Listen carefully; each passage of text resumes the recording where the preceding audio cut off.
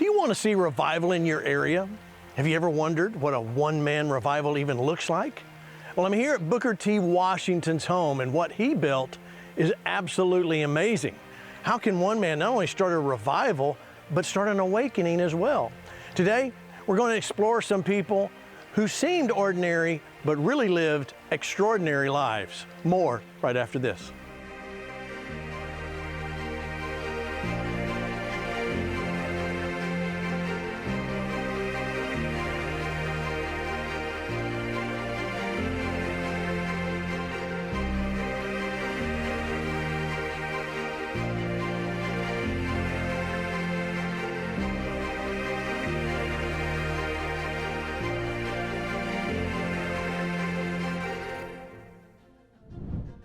I'm Gene Bailey, and this is Revival Radio TV. Listen, today we are exploring an awakening that extraordinary men stirred up.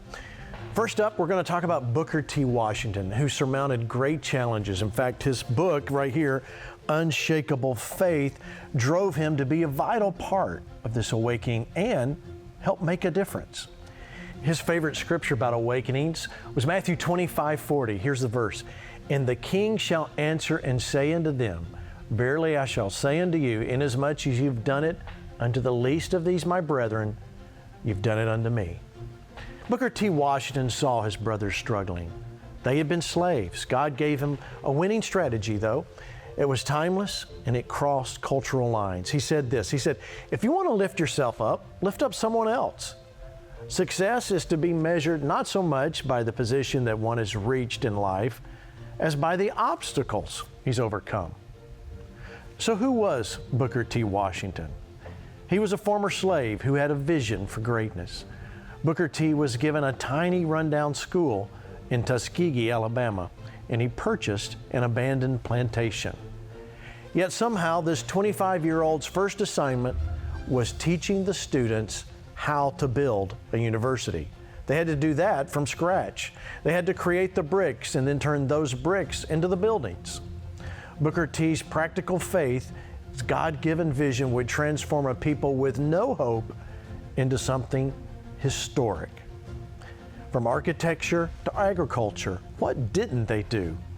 They constructed their classrooms. Every building they had, they built it. And by 1888, the Tuskegee Institute had more than 400 students taking classes. The motto for Tuskegee is this: excellence in every way. In the early 20th century, Booker T. published 5 books. I'm holding here his second autobiography, Up from Slavery. It was a bestseller. What a journey he had from slave to free. In fact, he was the first African American to be depicted on a postage stamp. As of 2021, U.S. News still ranks Tuskegee Institute 4th in historically black colleges and universities nationwide. From the best teachers to getting their students graduated with low debt, Booker T. worked hard on recruiting the best. He received honorary PhDs from Harvard and other colleges. Yet, Tuskegee Institute remains his crowning jewel.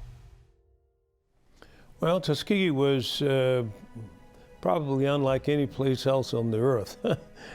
As you know, the idea started with Booker T. Washington, who came and started a university, and I guess about 1915, he had something like 107 buildings that he built with his own bricks and so forth.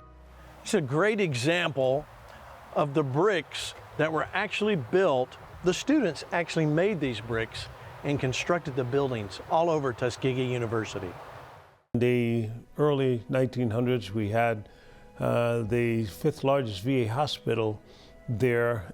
Put it there because mainly it had a lot of segregation in the military and in the world at that time in the United States. So they wanted a place that they could have some of the patients that of color who had come out of the military, who got wounded or whatever, and they treated them there. Also, you had Tuskegee University, which had professors and that, and at the hospital you had doctors, some of the African-American doctors who would do their residency there and so forth. So it was a place that was really bustling with professionals. And so as I grew up, I would see these people, and I would see people who were achieving, people who were full of ideas, and people who really were on par with anyone else in the country.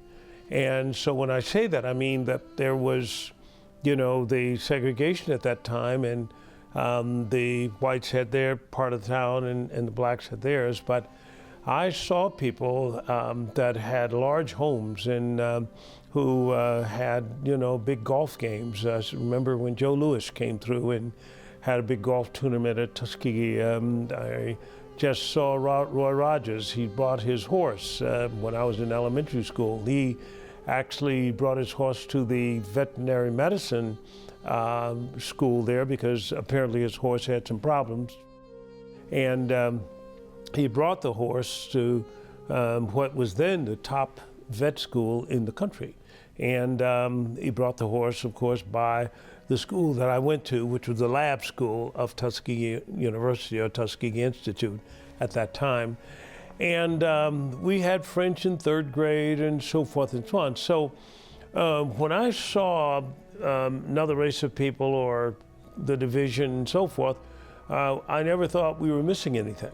And we believed in performance, meaning that when we got a position in the country or whatever have you, we were going to be able to perform at that. It was not just maybe having some kind of you know, promotion because people were trying to equalize things in some equal opportunity kind of program. They earned it. They performed and so forth. So I just saw that all of my life. And it gave me a sense of achievement, gave me a sense that I wasn't inferior. And so when you don't have to battle inferiority, you're way ahead of the game, way ahead. When the old idea about all unrighteousness, the Bible says, is sin. And the reason why is because it brings with it a sense of guilt, a sense of shame, a sense of inferiority, all of those things that are against how God made us. And so I, you know, even thought at one time I was Superman, and I got up on the garage and jumped off thinking I was going to fly because I'd been watching Superman episodes every day, Monday through Friday, and as so forth. So, but in that was an experience because the people that graduated from me from elementary school went to the top prep schools in the country, most of them in New York and Massachusetts and Philadelphia and that kind of thing. So we all had a sense of achievement. My brother finished high school in 3 years, and he worked in the summer with Mr. Love, who was the head of the architecture department for Tuskegee University. So he did some drafting for him, and he went on and went to Howard University, HBCU, and got his went architecture and then went on to graduate. So, but all of us wanted to do something, wanted to be somebody, and so forth. Booker T. Washington was a pioneer who broke open a road for others to follow. This man had a dream, and the dream became stone. Perhaps because of Booker T. Washington's vision and hard work, Tuskegee University was a unique place. It was almost an incubator of greatness. Everybody on a Sunday, you could count the people on one hand who stayed home. Everybody went to a church. We had all kinds of Church of God in Christ, Baptist, Presbyterian, Catholic, all kinds of church. Everybody went to church. So there was a presence of God and what was good and right in most families there. And so growing up, that was the environment. I wrote a book called Revelation of Royalty recently, and I described Tuskegee in that book. So it was an interesting place that was, I think, none like it at that time on the face of the planet. Bill Winston says that this is a unique place, Tuskegee, and this university is unique because on a given Sunday, everyone would have been in church. Truly a phenomenal place. Look at this quote here. This was erected by students. We shall prosper in proportion as we learn to dignify and glorify labor and put brains and skill into the common occupations of life. But look at this about Booker T. Washington. He lifted the veil of ignorance from his people and pointed the way to progress through education and industry. Booker T. Washington, a man of great vision and skill. This bustling campus of Tuskegee Institute, a place of learning, place of history. Behind me is the Oaks. This was home to Booker T. Washington, inspired generations. This place has been around for 130 years. It was here in southern Alabama at the historic Tuskegee Institute that we find Booker T. Washington, a man of faith and courage and vision. And if you read his books, you may think that he's still in the living room behind me in this beautiful Victorian home. And he has inspired students for generations. When I was in ROTC in my last year, we could take some pre-training before we went to pilot training for the military. And so we weren't in the Air Force yet, but we were in ROTC, and so they let us get some training. And the person that trained me is the same one that trained the Tuskegee Airmen.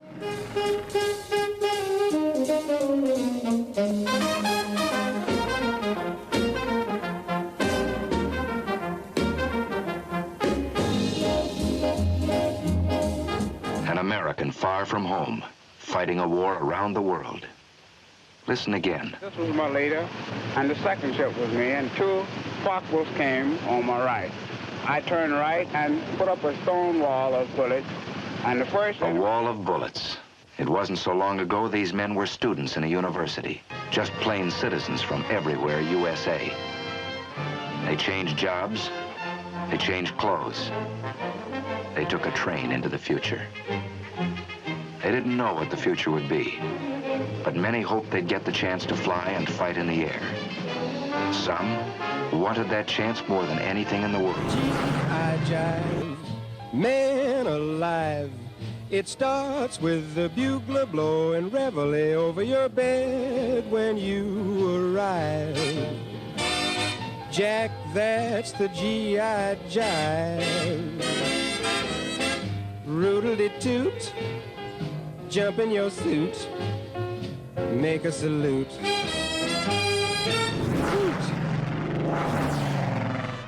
Moton Field in Tuskegee, Alabama was the birthplace of a unique military experiment that would result in what the men who participated in it called a double victory. Victory overseas against the German Air Force and victory at home by opening the door to civil rights by proving that these black heroes were just as capable as their white counterparts. And the person that trained me is the same one that trained the Tuskegee Airmen years ago. His name is Chief Anderson. So he was still flying. He may be about close to 85 years old at that time, but just could fly.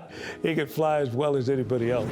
You had to learn to think quickly. And you had to also learn to think as a team. One, teamwork makes the dream work. And secondly, you had to be able to have skill and precision. You had to have skill and precision to really fly it, because in theater in Vietnam, most of your flights you have to air refuel. So you take off from your base and you go air refuel. Now that's a time where you actually have to get your gas in the air. So you have to really have an airplane that's steady, that you could be able to let the boomer on the large refueling airplane connect up. And to do that, you have to develop some skill, because when you get all the weapons on you and so forth, the airplane becomes very unstable because your center of gravity is shifted. And so you have to know how to do that. People who first come in, many times, sometimes have problems doing it the first or second time. And you ride with them and teach them how to do it and so forth like that. But then also understanding that no one's left behind. You don't leave anybody behind. If somebody gets shot down, you're going to cover them and so forth and so on until we can jolly green in their helicopter somebody to get and pick them up and so forth, because the enemy is closing in on them. War is kind of an interesting thing, because some people, well, you know, in war and people getting killed and so forth. The Bible says until even the last days, you're going to have the wars and rumors of war. I mean, that's just the way it is. And so people try to avoid it. True enough, wisdom is better than weapons of war, it says in Ecclesiastes chapter 10, I think it is. But the idea about it is that war is out there. And when you look a person eye to eye, they have one goal in mind. If they're the enemy, it's one goal. So I think we did that, and so I came back decorated for my performance in combat and so forth like that. But I learned something. I learned when you go over there, you're all one team. There's no black or white or whatever have you. You're all one team, and these are your teammates. And these are people who you want to have skills in that profession. In other words, you don't want somebody to just have a fighter assigned to them because they're a different color, or this color we want to equal out. No, that's not the place you play that game. You got to get people who have performing skills, and you want to make sure they have skills because they're going to have to lead. And when you get to lead, and you'll tell what's really in somebody's heart, or how they're thinking, or what kind of performance and skill they have when they get in combat. When the pressure really gets on, the decisions that they make and so forth like that. So I learned in those environments. I think that trip 1 year in the Vietnam conflict has taught me so much. I mean, more almost than most of my lifetime, as you face these times that you could actually get shot down and not live. So you're first to thine own self be true, and so you do that. But you develop so much more in terms of decision making and quick thinking and so forth and so on. So it was a real experience for me, but I learned so much, and I could see how the Tuskegee Airmen during their time, people thought that they couldn't perform because of being African American, but they turned out to be some of the best pilots in the military, and it's because they had some of the best trainers. The Tuskegee Airmen are remembered for heroism and courage. Yet Booker T. Washington's brilliant revelation was finding a man of faith named George Washington Carver. No matter the challenge, nothing would stop God's plan. Bill Winston said it, the best trainers give you the best results. So what do you do if you begin life as a slave? George Washington Carver started in a tiny shanty with his slave mom. Every challenge was a faith opportunity. After his mother was kidnapped, Carver's owners took him in. He had the opportunity to get stuck in what was wrong and unfair, but he didn't do that. In fact, Henry Ford asked George Washington Carver to help him. Now listen to this. Who hasn't ridden in a car that had rubber tires or that was powered by fuel? Now look at this, peanuts. George Washington Carver created rubber in a form of fuel, all from a peanut, just like these. What a partnership they had. The entrepreneurial car maker and the guy who kept the cars going. They asked him to talk to Congress about what he did with peanuts, and Congress kept expanding the time they had with him. They had so many questions. He talked for almost 2 hours explaining. The chairman asked him how he had learned all these things, and Carver answered, "From an old book." "What book?" the chairman asked. Carver then answered, "The Bible." The chairman asked, "Does the Bible tell us about peanuts?" "No, sir," Dr. Carver replied, "but it tells about the God who made the peanut. I asked him to show me what to do with the peanut, and he did." In early morning talks with God, George Washington Carver got his plan for the day. God always had fresh ideas for him to try. So how many of us think of the Bible as a tool that can help us and expand what we do? George Washington Carver even kept his Bible by his bed. George Washington Carver used so many ordinary items to create extraordinary products. So next time you look at common dirt, ask yourself, do I see more than 30 colors of dyes that could be used for fabrics? Who knew what George Washington could do with Alabama soil. He developed crop rotation that allowed rest for the soil. What gave the most famous black man of his time thousands of his successes? He would be the first to say it was the Bible. George Washington Carver was an inventor, and that really got my attention. My family were all engineers, they were inventors, but the problem with modern inventors, and sometimes our pastor families, is you never see them. And how do you do what you've never seen being done? How do you get inside the head of an inventor?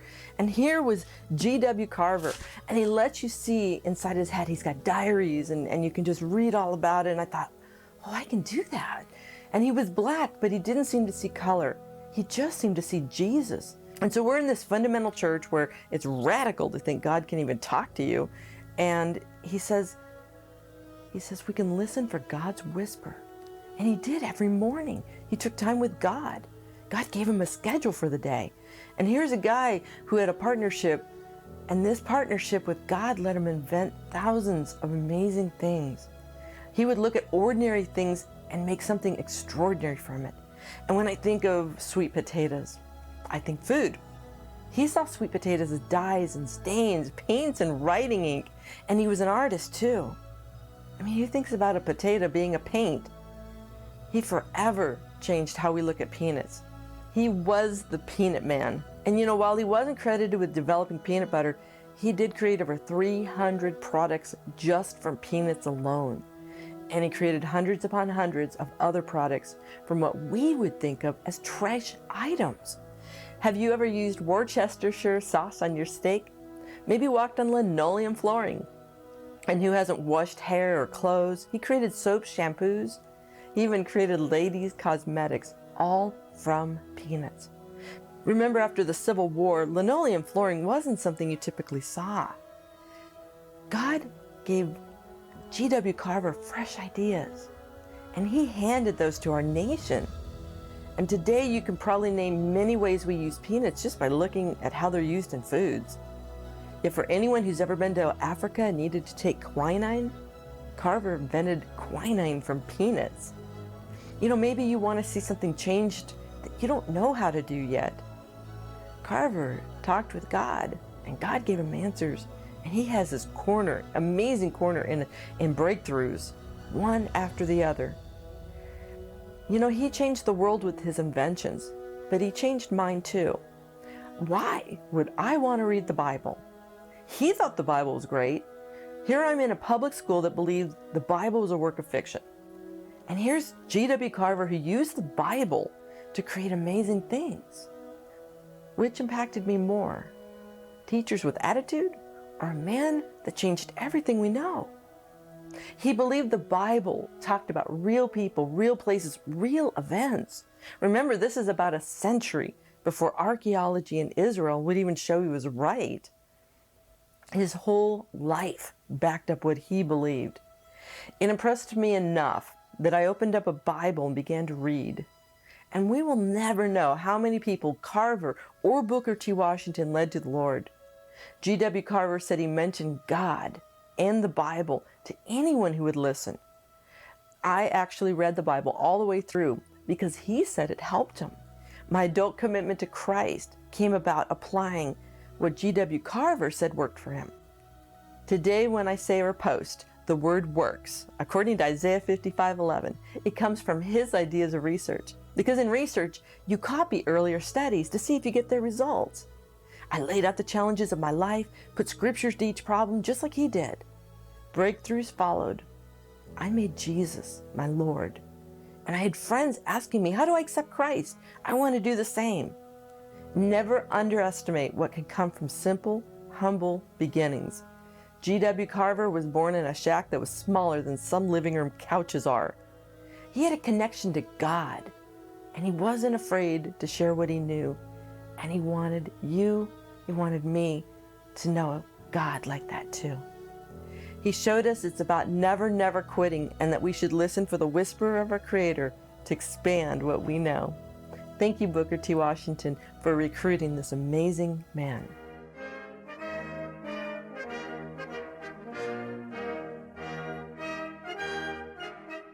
freedom is one of the greatest sources of strength from which this or any country can draw, a wellspring of hope that can be seen in the optimism of free people. And looking at your faces today, one cannot but have confidence in you and in our country's future. This generation of your generation of Americans will usher the world into a new era of freedom and progress. And it's vital for America that all her citizens march into the future together.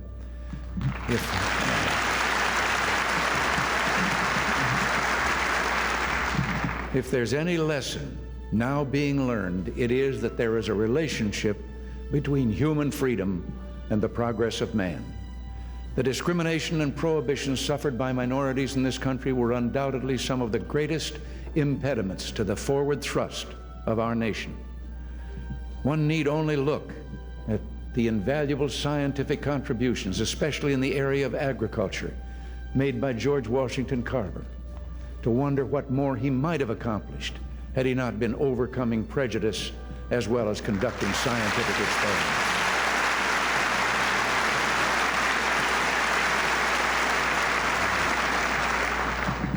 An American pioneer in heart surgery was Dr. Daniel Hale Williams, a black physician.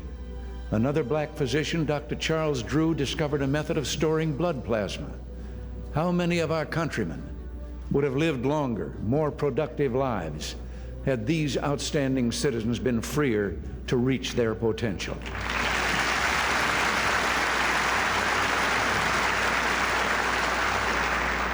The United States, in all these cases, and so many more, did not know what it was losing.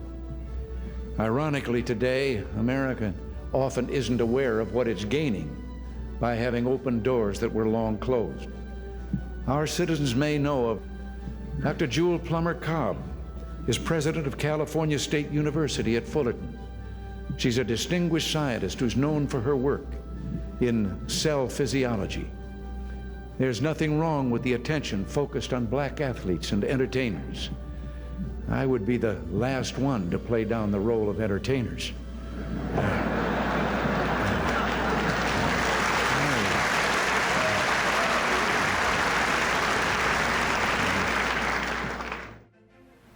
It seems only fair to end this program returning here to Booker T. Washington's home. The Oaks is a memorial of love, handmade by his students. It's proof that an awakening is possible.